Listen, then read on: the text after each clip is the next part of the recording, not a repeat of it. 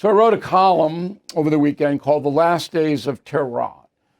And if you really want to know the micro about this, you read the column. But I will give you a general sense of it now, but I recommend you read it. Okay, so under Presidents Obama and Biden, the mullahs were given a pretty soft ride. And I have all the stats in the column, but we're talking billions of dollars that flowed from the United States into Iran. A lot of it was frozen money, but it gave the mullahs a lot of power to buy terrorist killers, and they did with Hamas, Hezbollah, Houthis, and to buy uranium and other nuke components, okay?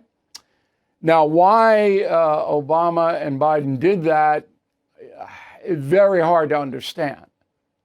I guess they thought that Iran would listen to reason.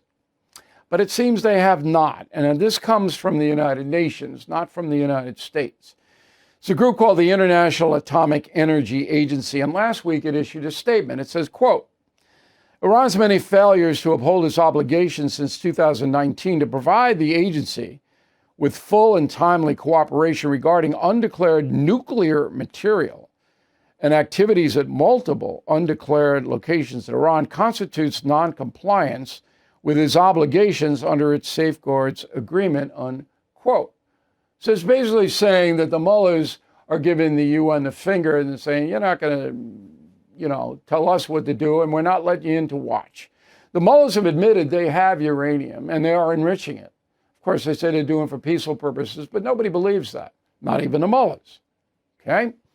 All right. So now enter Israel first. They despise Iran because Iran supports Hezbollah, Hamas, Houthis, every terrorist on the block gets Iranian arms and money. So, of course, Israel is bad. And Iran says, look, we want to obliterate Israel, wipe them off the face of the earth. We want to kill every Jew we can kill. There are no Jews in Iran, okay? So that's number one. Number two, the mullahs hate the United States. And it's time after time after time after time that's been demonstrated. So now President Trump's in office. And remember that Joe Biden did nothing, zero, about Iran. I don't even know if he knew what the situation was. He was so mentally compromised. But Trump firmly believes, and this is the most important part of my analysis, because I talked to the president yesterday. He firmly believes that Iran is very close to a nuclear weapon. And that's all that matters, is that he believes it. That's it. Because he has the power to support Israel and to make a lot of trouble for the mullahs. That's the reality of the situation. Now, some people support that and some people don't. And it is a very interesting breakdown because both members of the right and the left, some of them are dissenting. And that's very rare here in this country. So here are some people on the right that are against any action against Iran militarily. Senator Rand Paul, Congresswoman Marjorie Taylor Greene, Congresswoman Elise Stefanik, although she is very, it's not clear. She goes back and forth, and Congresswoman Thomas Massie, okay? They are opposed. Then on the left, you have the usual Trump haters that are opposed. Senator Jack Reed, Rhode Island, Murphy, Connecticut, Congresswoman Tlaib, Michigan, Omar, Minnesota, Senator Tim Kaine, Virginia, Senator Bernie Sanders, Vermont. Okay? And then members of the media, Tucker Carlson, Charlie Kirk, Glenn Greenwald, Matt Taibbi, all these people are on the social media. All right, they object. And they're entitled to their opinions. If you object to military action against Iran, it doesn't make you wrong, okay? You have a right to voice your opinion.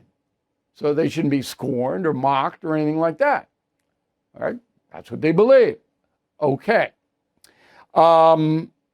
My belief is this, that the mullahs are in business to create death and destruction. There's no other reason that they're there. Their own population, many of them know that, okay? There is enrichment of uranium going on inside Iran. Both the American intel services and the Israeli Mossad have confirmed that. And there are a lot of agents inside Iran, okay? So I believe that. However, in the back of my mind is always this. I did believe that Saddam Hussein had weapons of mass destruction. And I told my viewing audience that were true, and that it was justifiable to go in and remove Saddam because he wouldn't, same thing, let the UN in to inspect. And he told his generals that he did have weapons of mass destruction, bioweapons. He actually told his generals that. So me as a journalist, I went, hey, it turned out he did not have weapons of mass destruction. And America paid a horrendous price for occupying Iraq. That's always in the back of my mind. But each situation is different. And on this one, I'm going to say that if Israel, I don't support American military action directly. I don't think we should do that at this point in history. But if Israel can knock out the infrastructure the mullahs have in place, nuke and otherwise, the world is far better off. And that's a memo. Thank you for watching. Make sure you subscribe to my YouTube channel and follow me on X. Look for @Bill O'Reilly.